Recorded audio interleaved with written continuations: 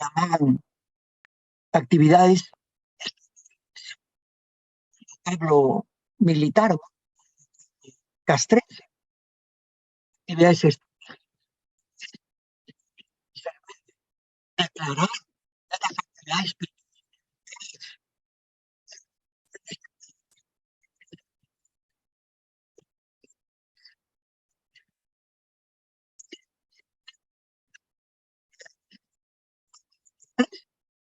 este,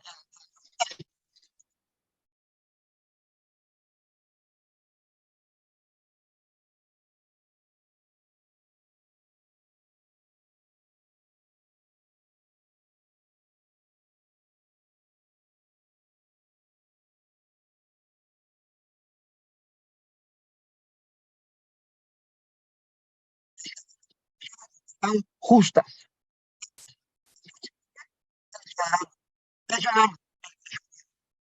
Ese es el económico, el Estado mínimo.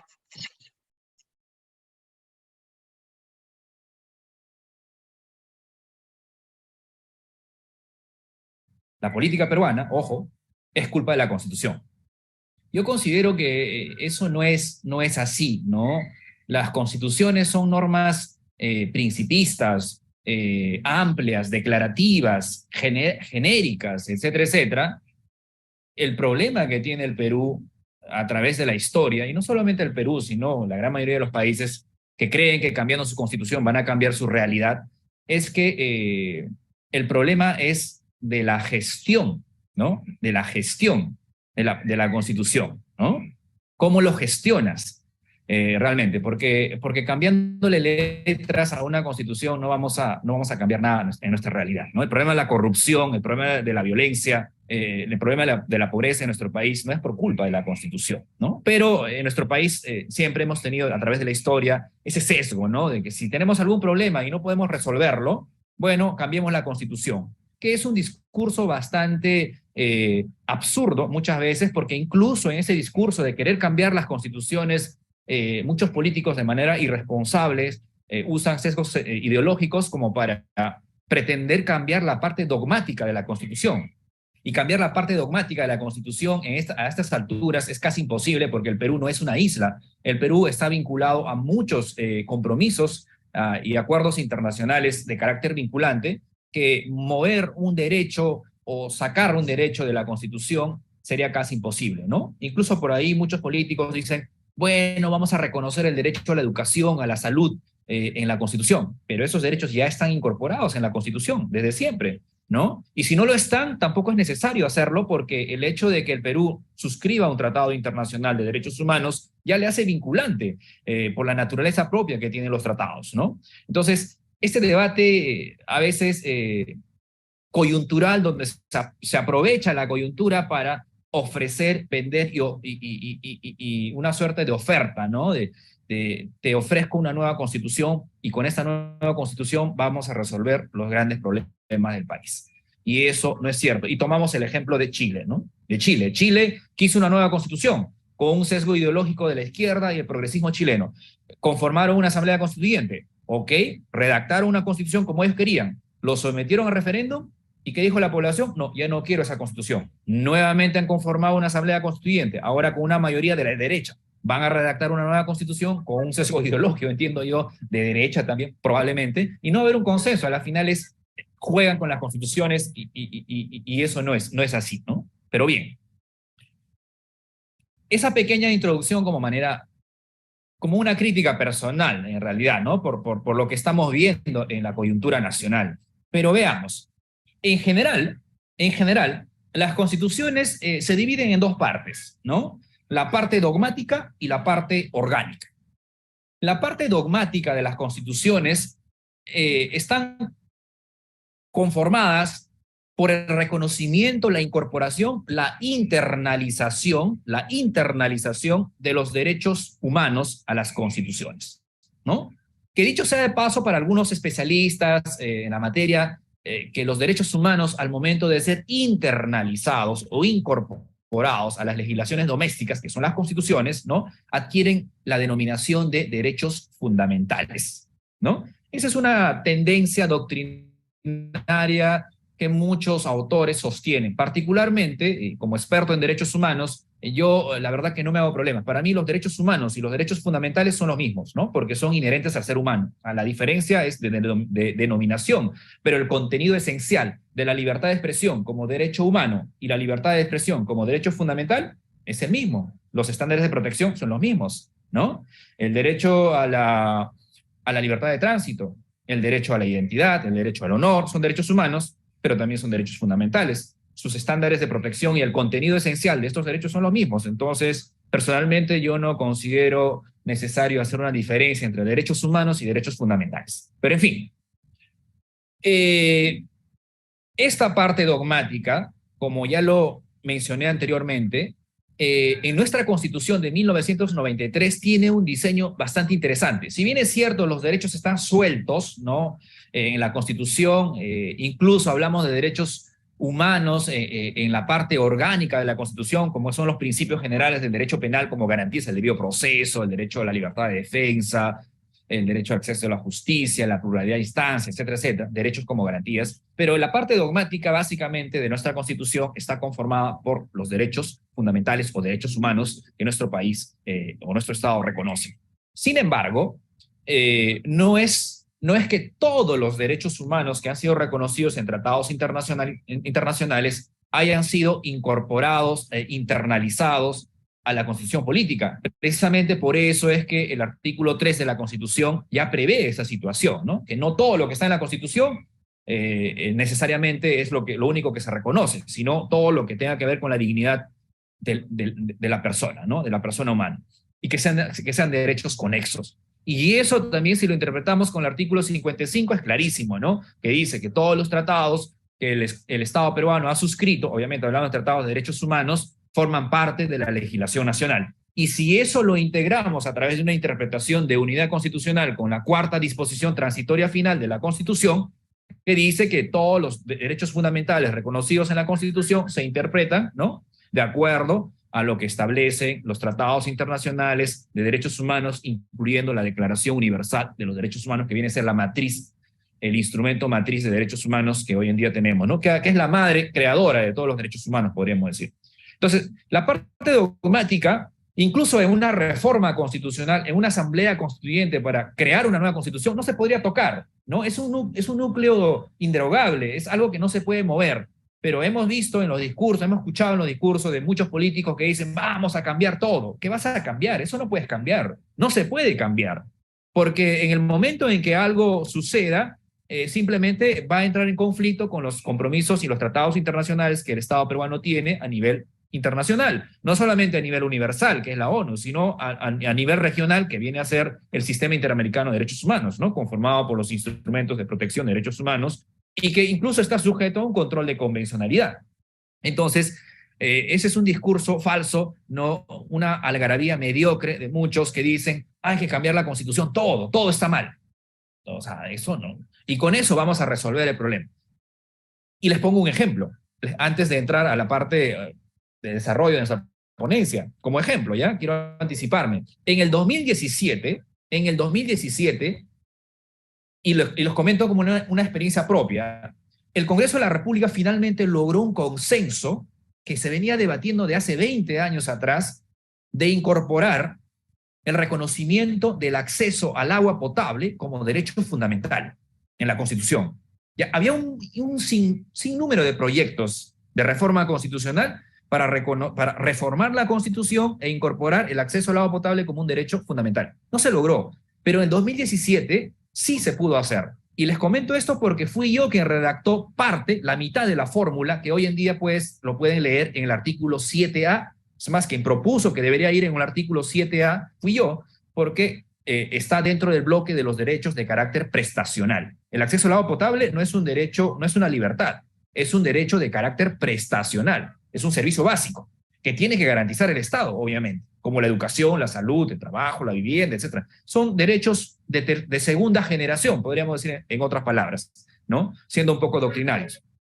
Entonces, en el 2017 se logró reformar la Constitución y se ha reconocido, ¿no? En el artículo 7A que el acceso al agua potable es un derecho fundamental. díganme ustedes, desde el 2017 al 2023, ¿es que todos los peruanos tienen el acceso al agua potable? ¿Se resolvió el problema de la escasez del agua potable? Porque en ese momento, en el 2017, cerca de los 30 millones de personas que tiene el Estado peruano, cerca de 9 millones no tenían acceso al agua potable. Y yo me hago la pregunta, hoy en día, ¿esos 9 millones tienen acceso al agua potable? ¿Se les resolvió el problema porque se les reconoció un derecho en la Constitución? ¿Se modificó la Constitución? No. No es problema de la Constitución, es problema de gestión, ¿no? Entonces, quieres ponerle una explosión de derechos en la Constitución que al final no te garantiza. Eso no te va a garantizar la real eficacia, la real materialización y eficacia de los derechos humanos, sobre todo los derechos de corte prestacional, ¿no? Que se desarrollan a través de los servicios básicos, ¿no? Entonces, ese es un tema. Pero bien, dejemos de lado la parte dogmática y nos concentramos en la parte orgánica de la Constitución. Veamos. La parte orgánica de la Constitución, que es el otro lado, como si abres un libro y lo divides en dos, ¿no? El libro. En la parte orgánica se encuentra la estructura orgánica y política de una nación, ¿no? La estructura orgánica y política de una nación, conformada por sus poderes del Estado, que es esto que diseñó Maquiavelo y Montesquieu posteriormente, que son los tres poderes del Estado básicamente, ¿no? No son los únicos, obviamente otros estados tienen más poderes en realidad, pero se formula esta cuestión del peso y contrapeso, ¿no? El equilibrio que debe tener un Estado a través de sus tres poderes, que son básicamente el poder ejecutivo, el poder legislativo y el poder judicial, ¿no? Entonces, hay un diseño interesante, ¿no? en nuestro país y bastante complicado en realidad, y es eso lo que vamos a desarrollar más adelante, la relación entre el ejecutivo y el legislativo, ¿no? Que básicamente domina toda la parte orgánica de nuestra constitución política del Perú y de nuestra crisis política, podríamos decir, lamentablemente, ¿no? Las relaciones entre el ejecutivo y el legislativo. Siguiente diapositiva, por favor. Bien, ¿qué es lo que plantea la estructura orgánica de nuestra Constitución? Nuestra Constitución establece, como cualquier Estado soberano, que es un Estado unitario, pero descentralizado. Unitario, pero descentralizado, ¿no? Por este problema del centralismo, ¿no? Que todo era Lima y todo es Lima, ¿no? Pero bien, pero veamos, fijémonos, sin ser pesimistas, obviamente, ¿no? Yo no le echo la culpa a la Constitución de los males del país, lo sé, pero veamos algunos puntos. Tenemos el gobierno nacional, el gobierno regional y los gobiernos locales. Y a ello podemos agregarle las comunidades campesinas y nativas. No obstante, en nuestro país, las comunidades campesinas o nativas, que también se les puede denominar en ciertos casos a las comunidades nativas como pueblos indígenas, se encuentran integrados a la estructura orgánica de los gobiernos regionales y los gobiernos locales, ¿no? No son islas aparte, no son pueblos soberanos, como sí sucede, por ejemplo, en los Estados Unidos. Yo tuve la oportunidad de trabajar en el 2012 en el National Congress of American Indians, que es la mayor organización indígena del mundo, fundada en 1944, y que en los Estados Unidos existen 557 en aquellos tiempos, en aquellos años, porque sé que han aumentado unos cuantos más, 557 gobiernos indígenas. Y estos gobiernos indígenas tienen su propio poder legislativo, su propio poder ejecutivo y judicial, ¿no? Se rigen por sus propias normas, ¿no? Salvo algunas cuestiones que son mucho más macro. Por ejemplo, el dinero, el dólar sigue siendo la moneda oficial para todos, ¿no? En nuestro caso, no tienen esa soberanía limitada, aunque sea los pueblos indígenas, ¿no? Lo que tienen los pueblos indígenas en Estados Unidos, por ejemplo, tienen el autogobierno indígena, ¿no? El autogobierno, es decir, hacerse cargo de sus propios asuntos internos. Nosotros tenemos algo de eso, pero hay que tener en cuenta que las comunidades campesinas y las comunidades nativas, o sea, los pueblos indígenas, se encuentran integradas a los gobiernos distritales, provinciales y gobiernos regionales. Ahora, todos sabemos cómo funciona el aparato del gobierno nacional. Vayamos a los gobiernos regionales, a donde quiero apuntar con mi crítica. En la Constitución de 1993 se incorpora esta fórmula novedosa, podríamos decir, con mucho más interés de descentralizar el Estado peruano, ¿no? Acabar con el centralismo. Sin embargo, si bien es cierto la idea fue buena, pero fue algo que fracasó. Y obviamente, hoy en día, se comete este error siempre de decir la región tal, ¿no? La región de Ancash, la región de Arequipa, la región de Cusco, cuando en nuestro país no existe una sola región. No existe una sola región. Existen departamentos. Lo correcto es decir departamento de Ancash, departamento de Arequipa, departamento de Cusco. Ah, pero existe el gobierno regional de Ancash, el gobierno regional de Arequipa, el gobierno regional de Cusco. Efectivamente, estos gobiernos regionales son las unidades administrativas de estos departamentos que se implementaron allí, que se crearon allí con la finalidad de crear regiones. ¿Y qué dice la Constitución? La región es la unión de dos o más departamentos. Se fusionan un departamento con otro departamento y forman una región. Y estas unidades administrativas, que son sus gobiernos regionales, también tendrían que fusionarse, ¿no? Para crear una suerte de macroregiones, etcétera, etcétera, por las condiciones fronterizas, obviamente, de cultura, etcétera. Pero no vas a pretender, pues, crear una región entre Tumbes y Tacna, ¿no? O Arequipa, porque no tiene, pues, ninguna similitud ni en tema de frontera. Pero sí se podría, pues, crear una región entre Lima, Ancash o Huánuco, por ejemplo, ¿no? Que comparten una triple frontera. Entonces, hoy en día no existe, pues, una región. Existen los gobiernos regionales, que son las unidades administrativas de los departamentos, pero no se ha creado ninguna región. Ha habido intentos de crear regiones, pero eso ha fracasado. Y entonces, ¿de quién es la culpa? Cambiemos la Constitución, ¿no? El discurso es, cambiemos la Constitución. La Constitución dice bien claro, las regiones se conforman por la unión de dos o más departamentos. Ok. ¿Y que le echas la culpa a la Constitución? De que el Estado peruano, a través de su gestión pública y a través de la descentralización, no haya logrado crear una sola región. La culpa es la Constitución. Ese es el discurso que tenemos nosotros de siempre echarle la culpa a la Constitución. No es culpa de la Constitución, es culpa de la gestión, ya sea de políticas de gobierno, sea políticas de Estado, o que la gestión pública no tenga la capacidad y la orientación de poder generar valor público. Porque el fin supremo de la gestión pública se resume en valor público. ¿Y qué es el valor público? El bienestar para la sociedad. Si uno cree que puede entrar a la gestión pública para hacerse rico, está equivocado. Si uno cree que puede entrar a la gestión pública para ganar utilidades y ganar más de lo que le pagan en sueldo, está equivocado. Si quiere hacer eso, váyase al sector privado, que ahí sí puedes generar riqueza. Pero el sector público es el servicio, es la gestión pública que genera valor público. Pero lamentablemente el chip de muchos funcionarios públicos, yo diría casi de la mayoría, es que creen que el sector público es una empresa privada. Y por eso hay tanta corrupción, ¿no? Hay tanta corrupción. La corrupción es progresiva en nuestro país. Es progresiva.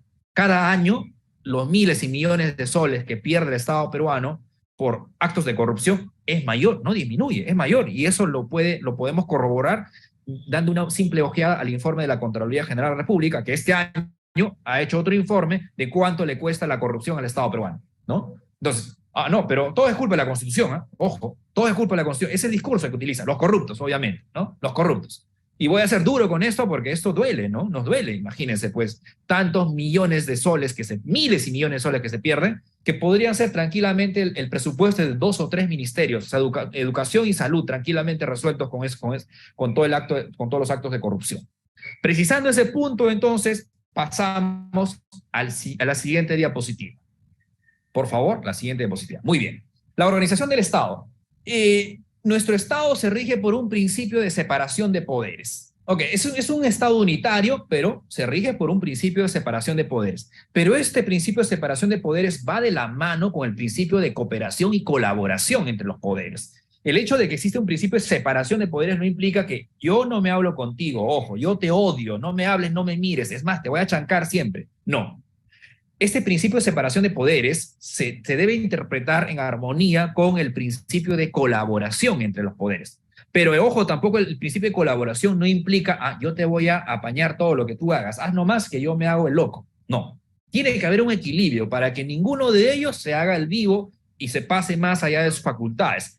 Muchos dicen que el poder legislativo es el primer poder del Estado. Error. En ninguna parte de la Constitución dice que el legislativo es el primer poder del Estado. Se entiende que hay 3 poderes del Estado y punto. Que alguien lo quiera llamar así, bueno, es su parecer, su opinión, ¿no? Pero en ninguna parte dice que el poder legislativo es el primer poder del Estado. Porque quien crea la constitución política del Perú no es el poder legislativo, es un poder constituyente. Y el poder legislativo representa la personificación de un poder constituido, que el poder constituyente lo ha delegado. ¿De acuerdo? Entonces no es que el poder legislativo sea el primer poder del Estado. Por una consideración histórica se puede decir, bueno, es el primer poder que se creó cuando el Estado peruano se fundó de su independencia en la República, bla, bla, bla. Pero bueno, cuestiones, pero no vamos a debatir esos temas en realidad, ¿no? Entonces, poder legislativo, poder ejecutivo, poder judicial.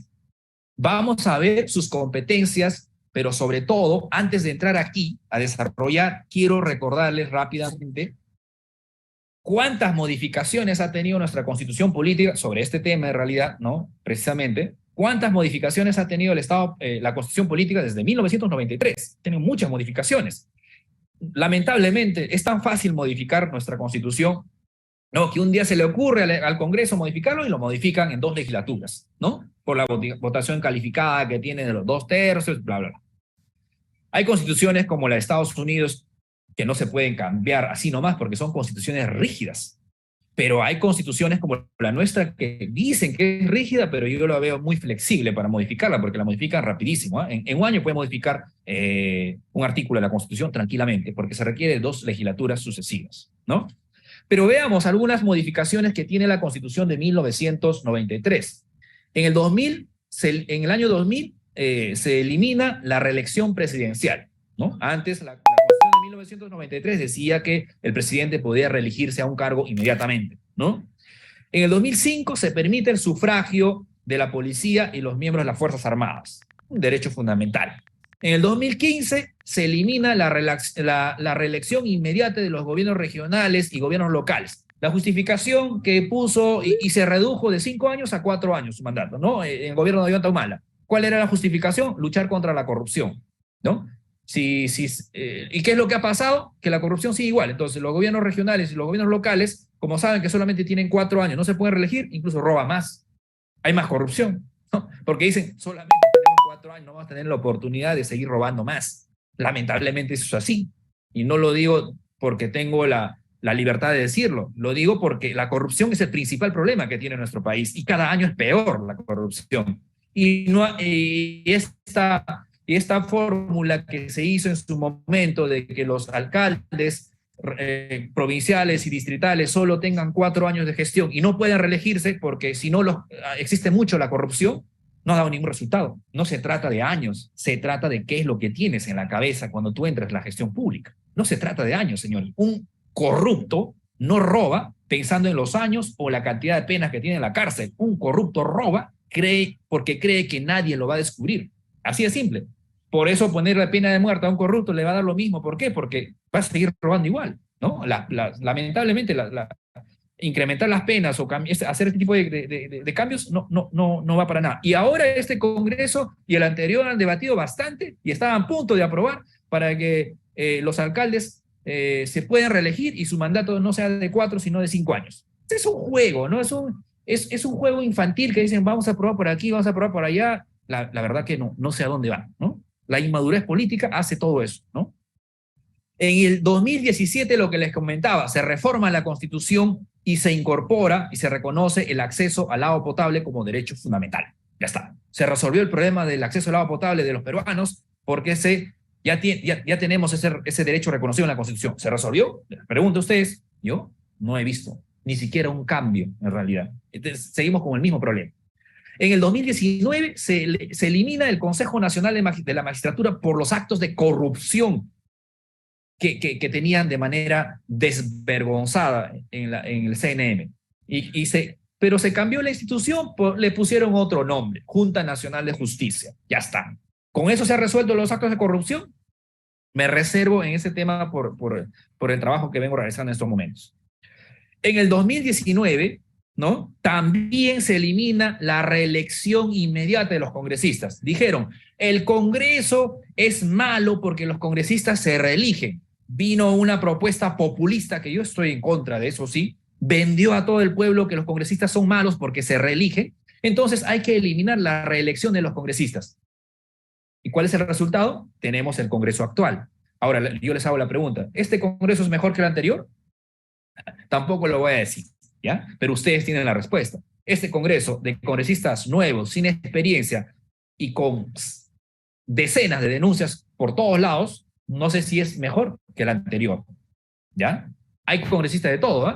Por actos de corrupción, por recortar sueldos, por irse de viaje, por falsificar documentos, por aprovechar el uso indebido de cuestiones de medios logísticos del Estado, un montón de temas, ¿ya? Y no sé si este Congreso es mejor que el anterior. Yo no voy a calificarlo, simplemente les dejo la pregunta, porque este Congreso es producto de la implementación de la no reelección de congresistas. No hay congresistas reelectos y la pregunta es si estos son mejores. No lo sé. ¿Ok? En el 2020 se prohíbe a las personas que con sentencia en primera instancia puedan postular a cargos públicos. Y se debatió bastante, ¿no? Porque por ahí se quejaron que están interrumpiendo, es una arbitrariedad, mi derecho al sufragio, etcétera, etcétera, ¿no? Pero bueno. El 2021 se aprobó la inmunidad, se eliminó la inmunidad de los congresistas. Y ayer se ha aprobado nuevamente la reincorporación de la bicameralidad, ¿no? Pero no se ha llegado a los 87 votos, está sujeto a una suerte de referéndum, y dudo que eso pase en referéndum, ¿no? Nos dice que tenemos 7 minutos, bueno, vamos a avanzar un poquito entonces. Siguiente diapositiva, por favor. La anterior, está bien. Bueno, como le decía entonces, la relación básicamente entre los poderes del Estado, que tenemos los 3 poderes del Estado en la parte orgánica, pero sumado a ello tenemos 10 organismos constitucionalmente autónomos, ¿no? Como el Ministerio Público, la Defensoría del Pueblo, la Contraloría General de la República, el BCR, la SBS, etcétera, etcétera, ¿ya? Entonces, el Tribunal Constitucional, la Junta Nacional de Justicia, estos organismos autónomos, ¿no?, forman parte también de ese bloque de la estructura orgánica de nuestra constitución política del Perú. Pero veamos la relación básicamente entre el Poder Ejecutivo y el Poder Legislativo. El principio de unidad implica que todos los estados, todo el Estado, todo el aparato estatal a través de sus organismos deben de congeniar y deben actuar en armonía. Hay una separación de poderes, pero también hay un principio de unidad y un principio de colaboración. Lamentablemente eso no ha pasado así. Hay un conflicto de competencias enormes. Por ejemplo, veamos algunas pinceladas nomás rápido por cuestión de tiempo. La exclusividad de aprobar, modificar, derogar leyes le compete al Congreso de la República. No obstante, en nuestro diseño constitucional orgánico también lo tiene el Poder Ejecutivo, y el Poder Ejecutivo puede legislar a través de decretos legislativos mediante una ley autoritativa que le da el Congreso por un tiempo determinado y por una materia definida, ¿no? Y el Ejecutivo puede legislar. Sin embargo, el Ejecutivo también tiene poder de legislar a través de decretos de urgencia en materia tributaria y económica. Y si se disuelve el Congreso, el Poder Ejecutivo legisla a través de decretos de urgencia. Entonces, ¿quién tiene esa exclusividad de legislar? No solamente es el Congreso. Ojo, ¿ya? Otra figura de nuestra formación orgánica, que lo veo, voy a tocar unos puntos que yo veo que son obsoletos en nuestra Constitución, en realidad, que se deberían modificar. El presidente del Consejo de Ministros, cuando asume el cargo, dentro de los 30 días debe ir al Congreso de la República a pedir el voto de confianza al Congreso. Y si no se lo da, se van, ¿no? Y si en la segunda oportunidad no se lo dan, el presidente queda facultado o habilitado para disolver el Congreso. No lo puede hacer, no lo podría hacer si no quiere, pero tiene la facultad de hacerlo. Y hay una diferencia entre el voto de confianza y la cuestión de confianza, ¿no? El voto de confianza es el que pide el premier dentro de los 30 días, y la cuestión de confianza es el que el Ejecutivo puede plantearlo cuando le dé la gana.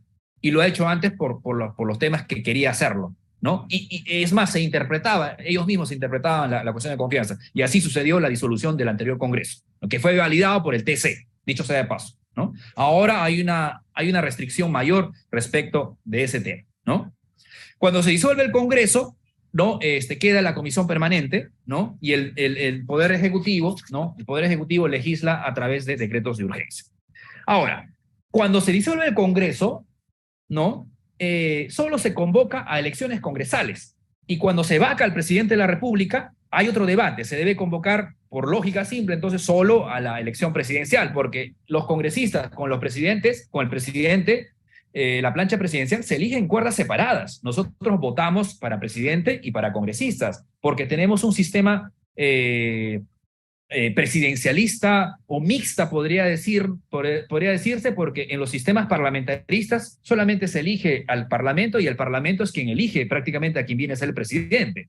Entonces, si se disuelve el Congreso, obviamente se disuelve también la presidencia. Pero en nuestro caso, el presidente puede disolver el Congreso y luego convocar elecciones solo congresales. Y cuando el Congreso vaca al presidente, ha habido todo un debate que no se ha resuelto todavía hasta ahora, digo yo, al menos, a mí no me han convencido. ¿Se convoca a elecciones presidenciales nada más o se convoca a elecciones presidenciales y congresales, es decir, elecciones generales? La Constitución dice se convoca a elecciones. Bueno, lo dice en plural. Se entiende que son elecciones generales. Pero ahí no hay un equilibrio, ¿no? Como que si disuelves el Congreso, solo eliges al Congreso y si vacas al presidente, también se va al Congreso. O sea, se autodisuelve el Congreso. La verdad que no le encuentro mayor sentido porque nuestro sistema, lamentablemente, la parte orgánica de nuestra Constitución está diseñada así, ¿no? Así. Es una cuestión que se tendría que modificar en todo caso. Otra de las cuestiones dentro de la estructura orgánica que se reconoce en las relaciones entre el Poder Ejecutivo y el Poder Legislativo es la figura del antejuicio político. ¿Qué significa ello? Que todos los altos funcionarios, como los congresistas, ministros, miembros del Tribunal Constitucional, Defensoría del Pueblo, fiscales supremos, jueces supremos, todos los altos funcionarios reconocidos en el artículo 99 de la Constitución Política tienen la prerrogativa del antejuicio. Si cometen delitos de función, tienen que ir al Congreso, el Congreso tiene que hacer todo un procedimiento, ¿no? Para que le levante esa prerrogativa y le entregue a la Fiscalía de la Nación para que la Fiscalía de la Nación pueda hacer su procedimiento de denunciar. Si no, no pueden investigarnos. No pueden investigarnos, ¿no? Entonces, ¿esto qué es lo que sucede? Que el Congreso se puede poner de acuerdo, como ha sucedido hace poco, ¿no? Por actos de corrupción, simplemente deniega y lo manda al archivo. Entonces, estas personas, pues, quedan libres. Para mí, el antejuicio debe desaparecer. Personalmente, me parece un absurdo total tener el antejuicio, incluso 5 años después de que hayas concluido con el cargo para el cual has sido elegido. ¿Por qué? Porque es una cuna para la corrupción. Así como fue la inmunidad parlamentaria, que la inmunidad la tenían los congresistas, el defensor del pueblo y el Tribunal Constitucional, la inmunidad parlamentaria es sinónimo de impunidad. Hoy en día el antejuicio político se ha convertido en una suerte de impunidad también, porque la Fiscalía no puede investigar a los altos funcionarios mientras el Congreso no le autorice a hacerlo. Y lamentablemente en el Congreso se puede arreglar esa situación con votos. Con votos. Ahí no entra otra cuestión que no sean los votos. Y finalmente, me dicen que ya estamos sobre la hora, un minutito más, por favor. Finalmente, bueno, vamos a cortar algunos puntos. Este absurdo de que el diseño orgánico de nuestra Constitución permite o reconoce que los congresistas no pueden renunciar del cargo. Un absurdo total. ¿Por qué no pueden renunciar? Si tienen accesitarios. Y es de las pocas constituciones que en la parte orgánica de su diseño, ¿no?, obligan prácticamente a un congresista a cumplir sus 5 años, aunque no son dignos de hacerlo, aunque no lo quieran hacer, ¿no? No pueden renunciar del cargo. Si en Colombia, si en Estados Unidos, los congresistas de Inglaterra pueden renunciar, ¿por qué no en Perú? Lamentable. Algo que se tendría que modificar y esto es algo que yo siempre he dicho. Y bueno, en resumidas cuentas, este principio de unidad de nuestra Constitución, que nuestra Constitución pregona, este principio de separación de poderes y este principio de colaboración, lamentablemente en estos últimos años, no ha funcionado. Por eso hemos tenido 6 o 7 presidentes en 6 años, 3 congresos en 7 años, ¿no? Es lamentable. ¿Por qué? Porque hay un conflicto competencial, ¿no? Hay un conflicto competencial, lamentablemente. No prevalece el principio de colaboración y el principio de unidad, sino prevalece los conflictos competenciales que tienen los diferentes organismos del Estado, pese a que están diseñados con facultades exclusivas. Ah, ¿pero qué? ¿Le vamos a echar la culpa también a la Constitución? No, pues, eso es de gestión, no es de la Constitución. Y bueno, quedo atento a sus preguntas, si los hubiera, para seguir comentando el tema. Muchas gracias. Bien, muchas gracias, Abel, muchas gracias. La conferencia ha sido bastante leccionadora y además con datos interesantes sobre los que podemos jugar un ratito de repente con algunas preguntas. A ver, desde tu perspectiva, te quisiera plantear esta pregunta. ¿Qué tal si lo vemos desde la otra perspectiva, es decir, desde la otra orilla?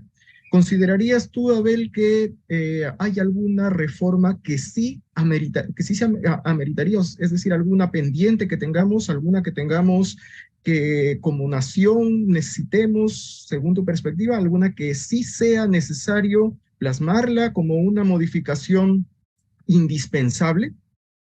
Sí, esa es una muy buena pregunta, ¿no? Y es de coyuntura en realidad. Una de las modificaciones pendientes es lo último que comentaba, ¿no?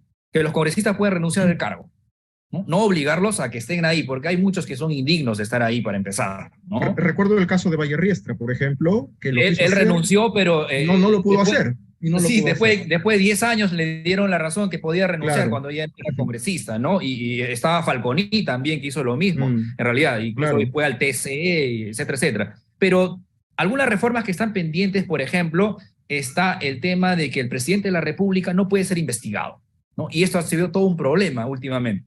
¿Cómo es posible que si el principal problema de nuestro país es la corrupción, cómo es posible que el principal mandatario de nuestro país, que representa la dignidad de nuestra nación, no pueda ser investigado por actos de corrupción en su gestión? ¿Cómo puede tener esa inmunidad de no ser investigado por actos de corrupción? Lamentablemente, el diseño constitucional lo dice así, ¿no? Lamentablemente. Y es eso en realidad. Otra de las reformas es que lo que les comentaba, ¿no? Es una pérdida de tiempo para mí que el Premier, dentro de sus 30 días con su gabinete, vaya al Congreso a hablar de las políticas generales de su gestión y que luego pide el voto de confianza. Una pérdida de tiempo. ¿Qué ganan con eso? Nada. En lo absoluto. Nada. Esa es otra reforma, ¿no?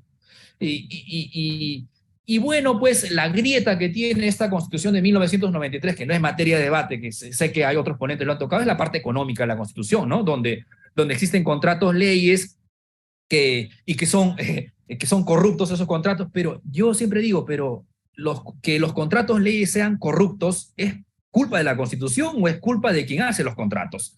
Porque en ninguna parte la Constitución dice se exime de toda responsabilidad por actos de corrupción cuando se hace contratos, leyes, ¿no? El problema no es la Constitución, el problema es quien hace el contrato y somete a corrupción, porque sería excelente que los contratos sean limpios y puedan durar 20, 30 años y así asegura la estabilidad económica, tributaria de un país y las empresas pueden venir limpiamente, ¿no? Eso es lo que tiene la Constitución, pero no, aquí le echan la culpa a la Constitución. Pobreza, falta de salud, falta de educación, Constitución. Yo creo que hay algunas reformas que se pueden hacer, obviamente. Ayer se votó el otro tema de la bicameralidad, ¿no? Justo les comentaba rápidamente, la bicameralidad. La Constitución de 1993 eliminó la bicameralidad, ¿no? Puso 120 congresistas y en el 2000 se aumentó a 130. El Perú es uno de los países, podríamos decir, de los primeros países en el mundo que tiene una subrepresentación en el Congreso. Chile tiene 17 millones de población y tiene mucho más congresistas que nosotros. Cualquier país tiene más congresistas que nosotros porque no representa a la proporcionalidad de la población. Incrementar congresistas no sé si va a resolver la cuestión y no creo que en estas alturas alguien quiera incrementar a un Congreso, los miembros del Congreso, porque el Congreso peruano es muy impopular, como cualquier Congreso en el mundo realmente, ¿no? Pero ayer se ha aprobado la bicameralidad, fíjate, con 86 votos.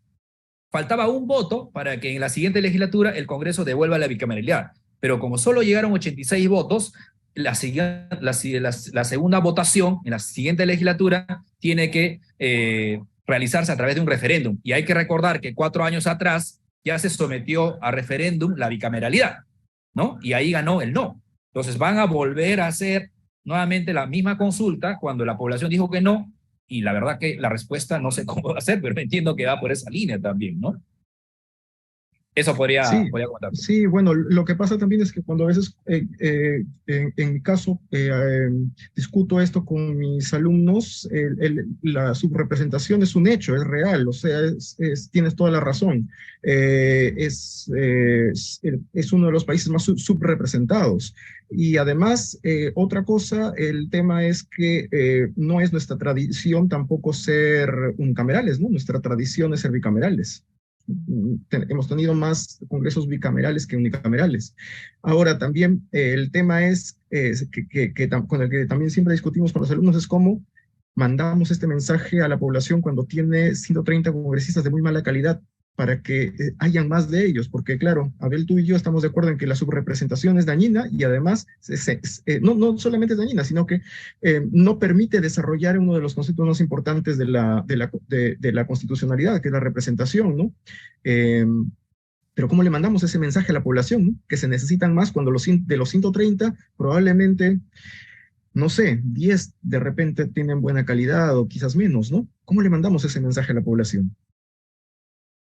Sí, definitivamente. Yo creo que no es el momento, ¿no? No es el momento. En el Congreso se hizo un trabajo enorme para devolver la bicameralidad, pero como te digo, ayer en el Pleno se votó y se necesitaban 87 votos para que en la segunda votación el Congreso haga la reforma y solo se llegaron a 86, ¿no? Y han planteado una reconsideración. No sé si eso prospere pues, porque se ha quedado por un voto, pero no sé si este es el momento más adecuado para volver a la bicameralidad, ¿no?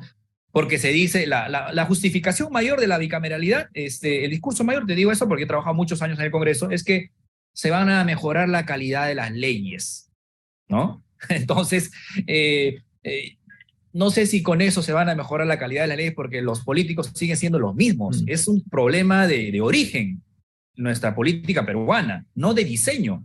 Si tuviésemos 130 congresistas formados en gestión parlamentaria, en gestión pública, y conocen realmente sus funciones, y no están rellenos de denuncias de corrupción por todos lados, ¿ya?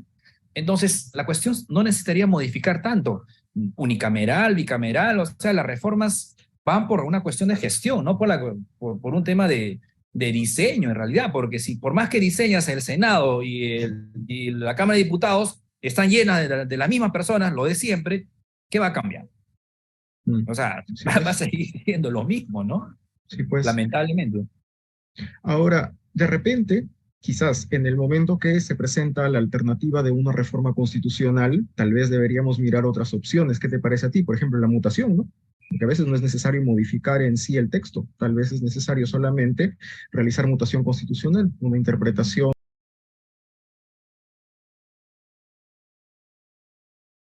alternativa a la interpretación que se tiene, ¿no? Tal vez. Si es que realmente estamos frente a una circunstancia de reforma constitucional y no es necesario hacerlo. ¿Qué te parece? Yo la verdad que no sé en qué sentido podría cambiar la situación de nuestro país una nueva constitución. O sea, le he dado vueltas, ¿ya? Le he dado vueltas. Es cierto, ahí hay un tema sobre todo el capítulo económico, ¿no? Que siempre se ha discutido, ¿no? Que siempre se ha discutido. Dicen que la Constitución de 1979 tenía una expansión, una explosión de derechos sociales, ¿no? Reconocía más incluso que la actual. Y eso no es cierto en realidad porque si ahora nosotros vinculamos la Constitución Política del Perú con los tratados internacionales, el Perú está obligado a cumplir los tratados internacionales que tienen rango constitucional. Incluso personalmente considero que los tratados de derechos humanos tienen una tendencia de supraconstitucionalidad, ¿no? Porque por eso se aplica el control de convencionalidad y te bajas tú una constitución, ¿no? Con el control de convencionalidad. Entonces, yo no creo que parta una respuesta inmediata en estos momentos de cambiar nuestra constitución. Mucha gente critica el aspecto económico, ¿no? Porque dice que eso es una suerte de impunidad, pero el problema no es la constitución, ¿no? El problema es de quién hace esos contratos realmente, ¿no? Tal vez implementar una cláusula anticorrupción, no lo sé, pero no sé si eso va a cambiar lamentablemente, ¿no? No sé si eso va a cambiar. Ahora, si uno quiere interpretar la Constitución de la forma que quiere interpretar para bien, obviamente es inspirador, ¿no? La Constitución establece normas inspirativas, normas, lineamientos rectores, principistas, no te dice qué es lo que tienes que hacer. Por eso podemos poner otro ejemplo, la pena de muerte, ¿no? Artículo 140, la Constitución, ¿qué dice? Se aplica la pena de muerte por terrorismo, ¿no? Y ese mismo artículo te pone la trampa y te dice, pero no lo puedes aplicar, ¿no? O sea, la Constitución política reconoce la pena de muerte por terrorismo, pero no lo puedes aplicar, porque te dice tranquilamente que se aplicará de acuerdo a las leyes y los tratados que el Perú forma parte. Y los tratados que te dicen que no lo puedes hacer. El mismo artículo te dice que sí y que no. ¿Cómo lo interpretas? ¿No? Y pues, tienes toda la razón. Bueno, Abel, Muchas gracias por la ponencia, muchas gracias por los datos y además muchas gracias por las precisiones, porque tu conferencia ha sido bastante educativa y además muy precisa, con datos muy interesantes que pueden ayudar, yo sé, a todos los que han estado presentes en la conferencia